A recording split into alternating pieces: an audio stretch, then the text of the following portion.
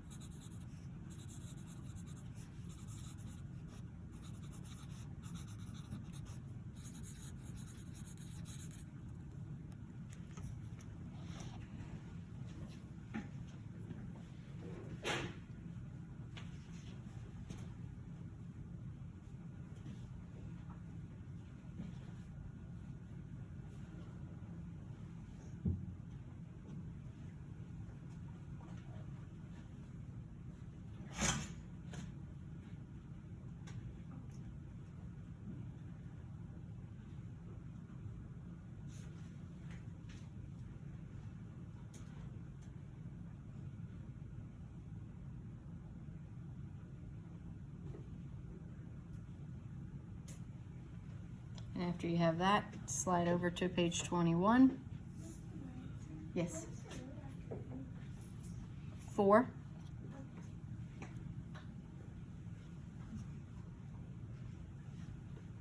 Remember, like I said yesterday, if the cursive is making you get way behind on math, you can skip to print if you need to.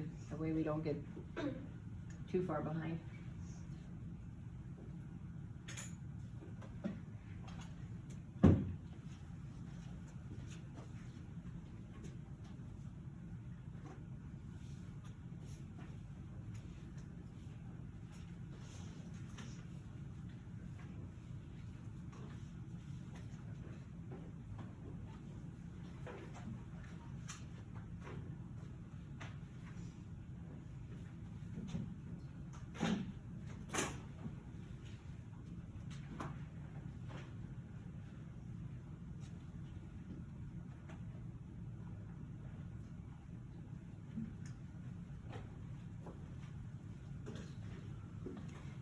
Okay, everybody. So we're not doing gold. This right here, number. Carter, just switch to print, bud. Okay.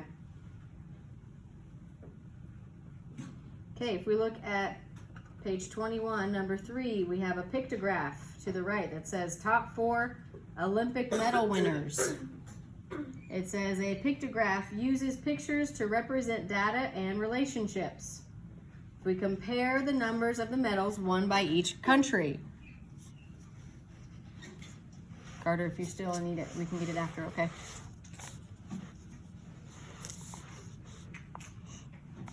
So we have the United States at 2,684.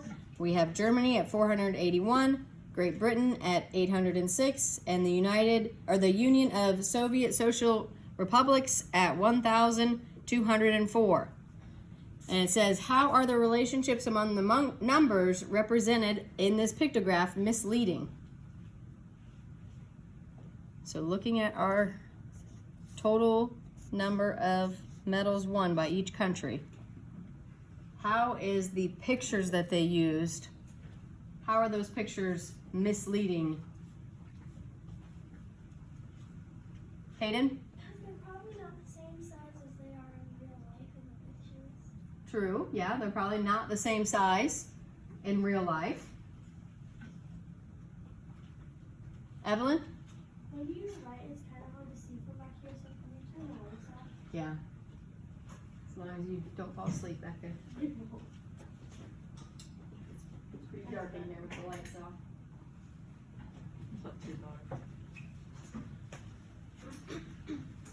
So how is thinking about the medal shown for the United States and the medal shown for the USSR? Emma? They're all first place. They all show one of them, right? They're all showing first place in medals, but we don't know for sure if they're all first place medals. Yes, Emma? So they should all be the same size because they each win. You're closer. It does have to do with the size. Elena? They all should be the same size because they all win the same medal. They all, like, so if they all got gold, yeah, they all got the same medal. But look at the amount of medals that they've won. Evelyn? The bigger the number is, the bigger the medal is on the paper. Right. They're using the size of the medal to represent the amount of medals that were actually won. So if we look at the United States medal and the number versus the USSR medal and the number, and then we have Great Britain and the number and Germany's number. What do we notice about what they're kind of doing with that picture? What are they trying to make us think? Hayden? Trying to make you think that if you win a medal in Germany, Now remember, this picture is not actually representing the actual medal. The picture is going with how many they have won. So Germany only won 481, that's why their picture is smaller. United States won 2,684, so our medal, the picture is bigger. So the medal isn't actually what they win. It's just representing the number. Elena?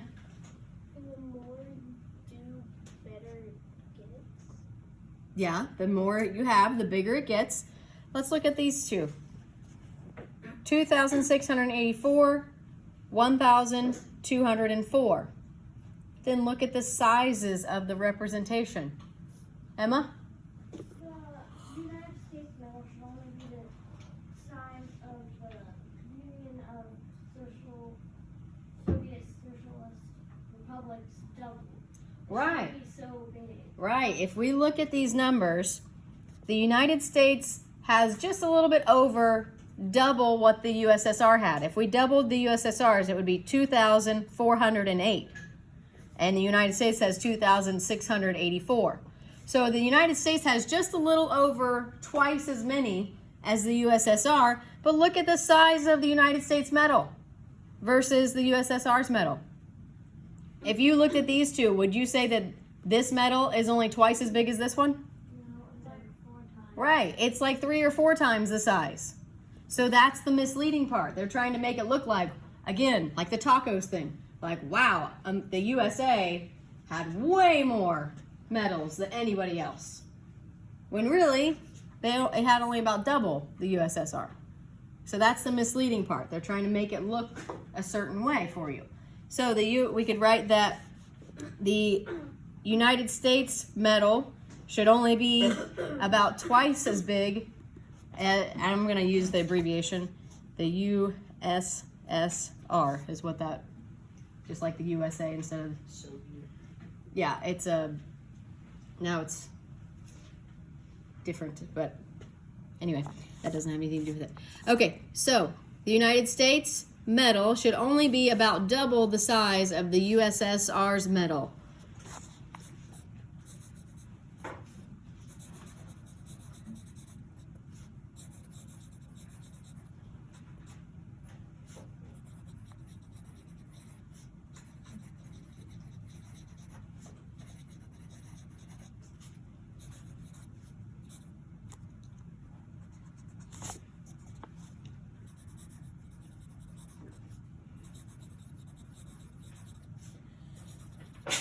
Bless you.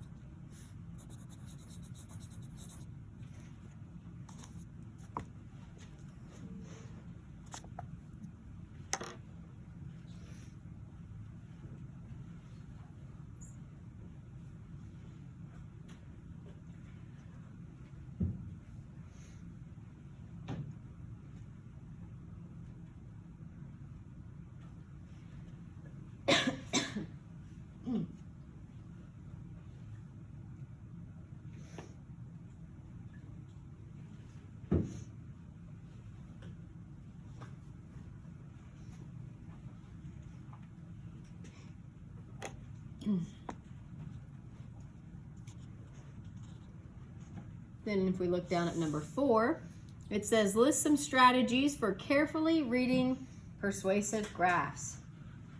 If you get a graph in a newspaper or on an article you're reading, is it going to say this is a persuasive graph? Are they going to want you to know that they're trying to persuade you to think a certain way, Hayden? No. No. That would defeat the purpose, right? Then you would know to look carefully at the details. So it's not going to be labeled persuasive. So this is how you should be looking at every single graph that you encounter. That critical thinking that we talked about in science again. Thinking about what you already know and deciding if the information in front of you makes sense. And if it doesn't really make sense, then you go and you do some more research. So what are some strategies if we were thinking about the graph there with the food orders, or Jacob's TV graph, or the pictograph with the medals? What are some things we did to notice that those were being persuasive? What did we notice on those? Emma? You noticed that even though there's only a little difference, they made it look like a huge difference from making the one that was first Right. So what do we need to examine closely? If we open, let's say we opened a magazine and they had an article about Olympics and they showed this graph. What could you say you should examine closely to make sure you're not being misled? Evelyn? You need to look at the numbers because sometimes I'll exaggerate and make them bigger than what they need to be. Right, so we should look at the actual numbers given to see if they're exaggerating. So that's a good one.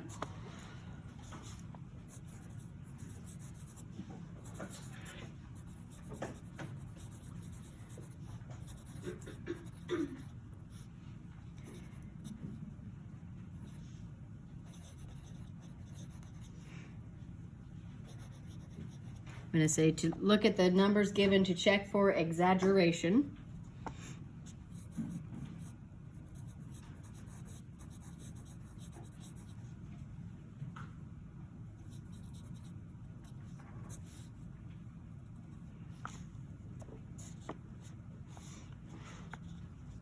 What else did we do? What else did we notice on that, specifically on the two graphs on the first page, the Taco one and Jacob's TV? What did we notice about those graphs that really made a difference in what we were seeing? John, what did we notice? You also noticed how they made they're trying to persuade you at United States Power because they just made metal way bigger than was. Yeah. What about the other page though? The tacos and the TV watching habits. What did we notice about those graphs that those people built? On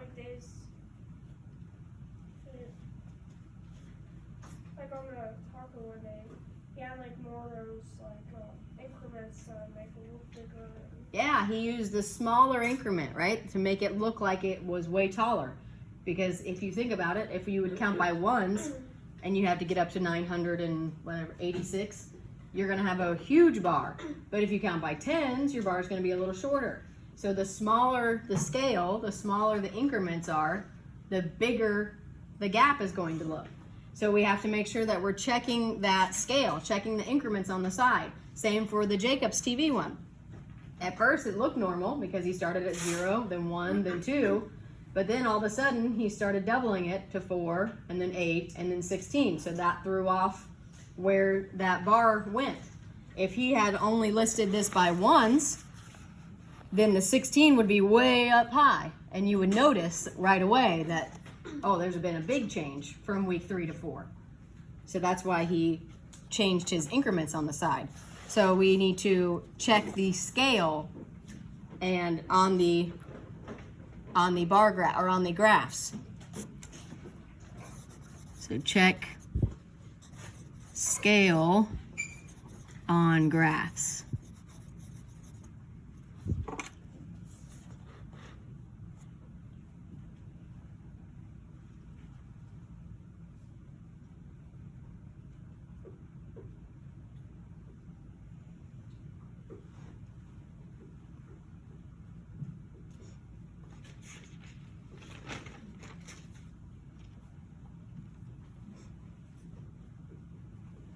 After you write that, you can turn the page.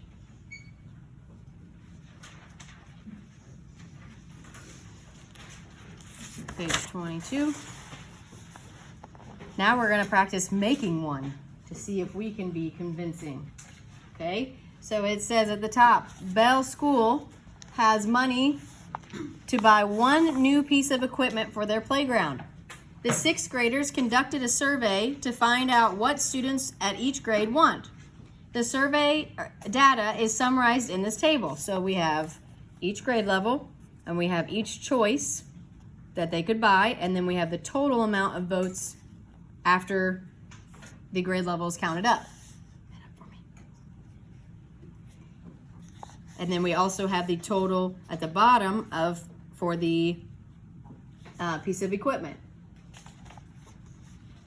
Number 1 says, what piece of equipment do most 6th graders want the school to buy? Look at that chart for a second.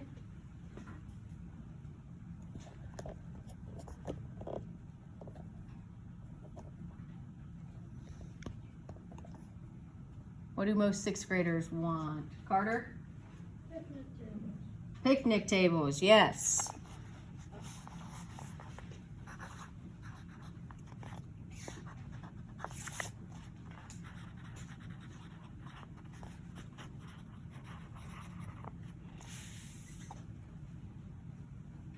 Picnic tables, if you look at the sixth grade row, no one wanted sandbox, no one wanted a slide, 81 wanted a picnic table, 10 wanted a climbing wall. And then we have a total of 91 sixth graders. Now it says on number 2, to design a graph that persuades the principal to buy the picnic tables. Make sure the graph accounts for the votes from every grade and includes titles and labels. So now we're going to try to make it look like, what do I want my graph to look like? What if I handed this graph to Mrs. Stevens, what do I want her to think immediately as she looked at that graph? If I were trying to persuade her to buy the picnic tables, what do I want that graph to make her think? Tavia, what do you think? What would we want the graph to make her think?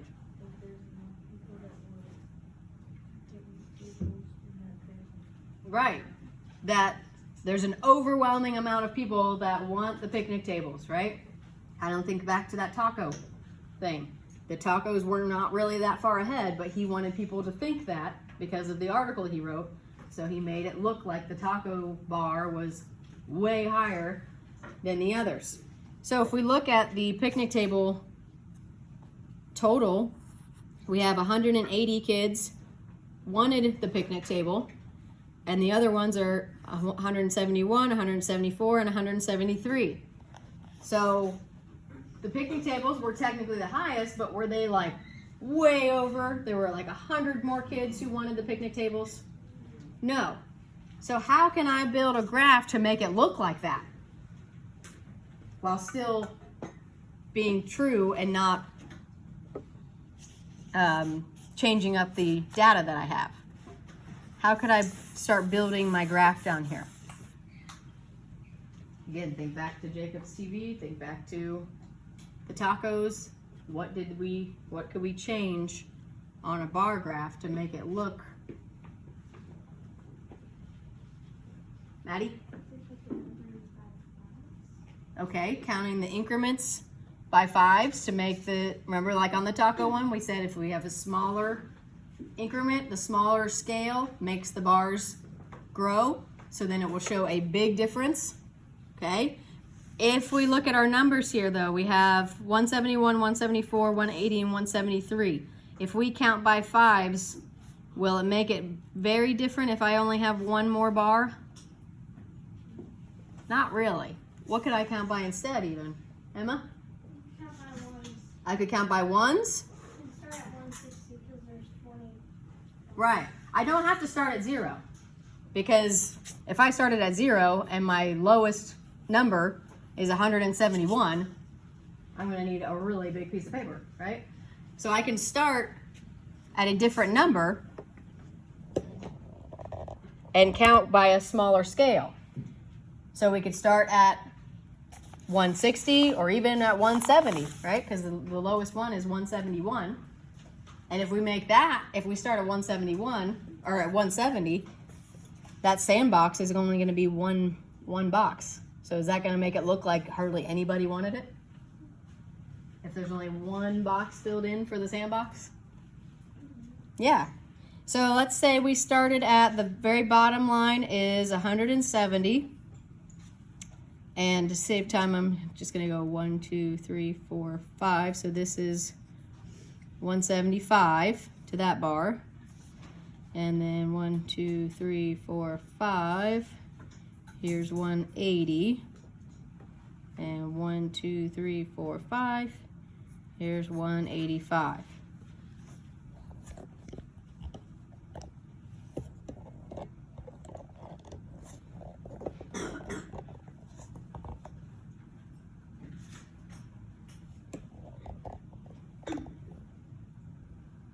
Okay, and then what do I need to put at the bottom?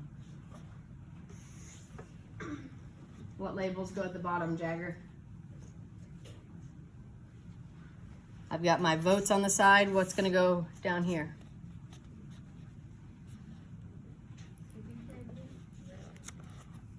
All of the equipment, right? So we would be able to show all of the equipment. So we have a sandbox, we have a slide, picnic tables, and climbing wall.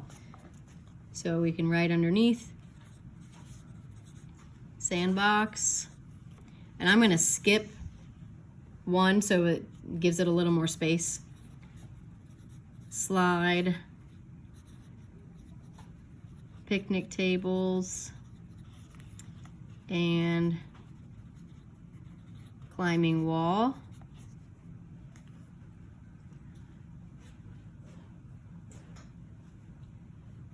Now for sandbox, where should I draw my bar? How far up should it go?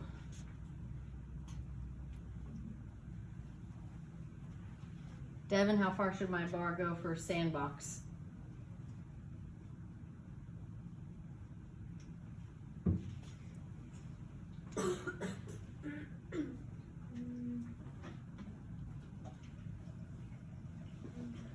What's the total number of votes for the sandbox? 171.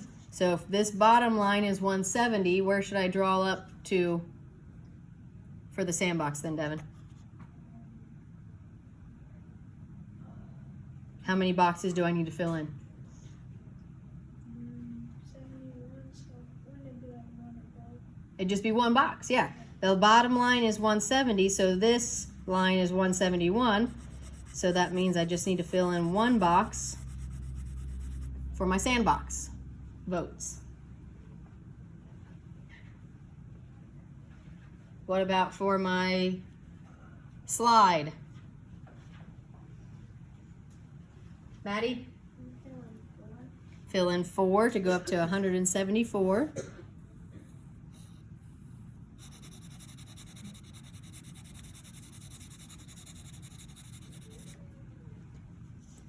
And then our picnic tables, where would that one go, Bailey? How many boxes do I need to fill in?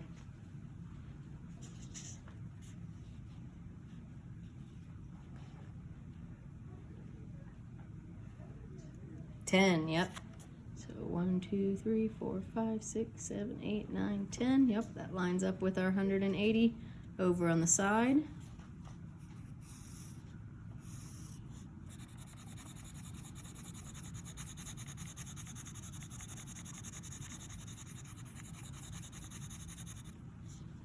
And our climbing wall. Elena? You'll have to go up 3. 3 for 173.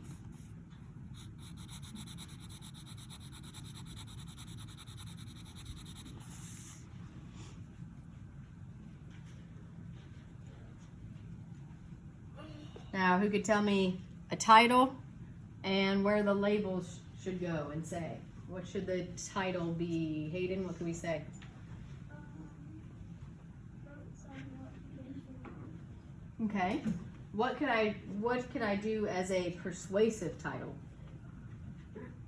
That would be true. That would be a fine title to say votes for equipment choice.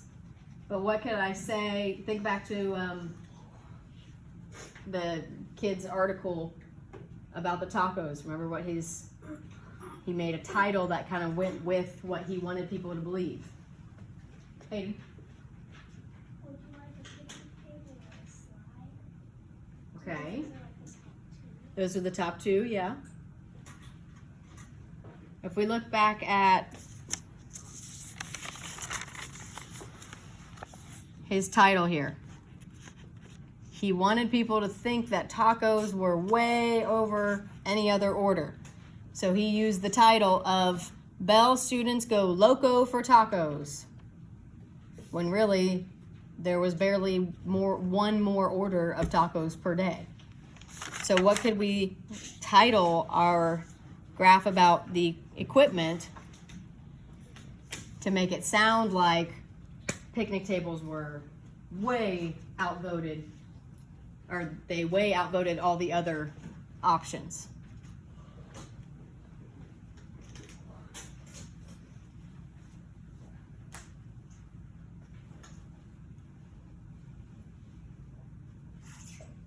ideas? Evelyn? Picnic table is number 1 in school. Picnic table is number 1 in school, or picnic tables is number 1 choice of students. Something like that to make it sound like what you want them to believe, right? Even though picnic tables was not that far, it was only 6 votes over the slides. We're trying to make somebody look at this graph and read it and think, oh wow, yeah, picnic tables was 20, 30, 50 votes higher. So we could say something like that, like picnic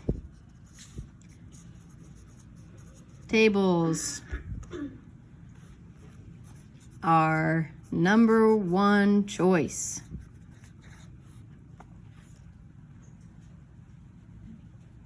And then what about my labels? I need to have labels to tell me what these are and labels to tell me what these are. What do I label these numbers as? What do those stand for? Ivan, what do those numbers stand for? The labels. Yeah, well, what? How much the students want the equipment? By casting what?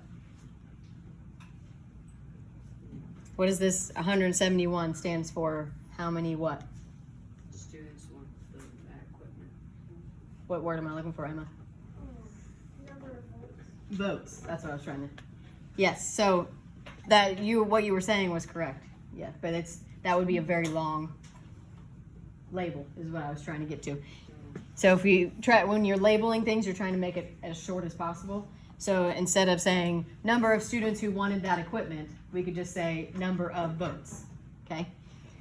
Make it easier on yourself too.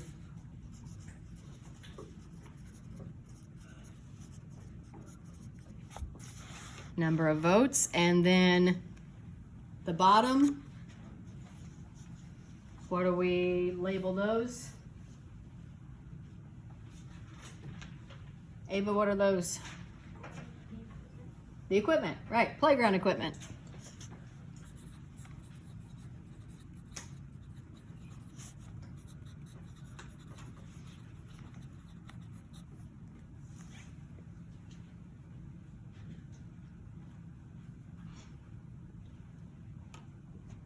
Okay, so as we said, when you are reading an article or if you open a magazine and there's a graph in there, make sure that you are analyzing it closely. Don't just automatically assume what they're showing you is what the truth is. Because if I open this up and read that title, picnics are number 1 choice, then I may not think twice and I just think, yeah, I mean, it's obvious, right? That picnic tables are way higher. But then if I really analyzed it, I would see that, oh, really, it's only a few votes different. So it's not like it was an overwhelming majority of people that wanted the picnic tables. Okay? Okay. All right, that's the lesson for today. We'll go over the home link.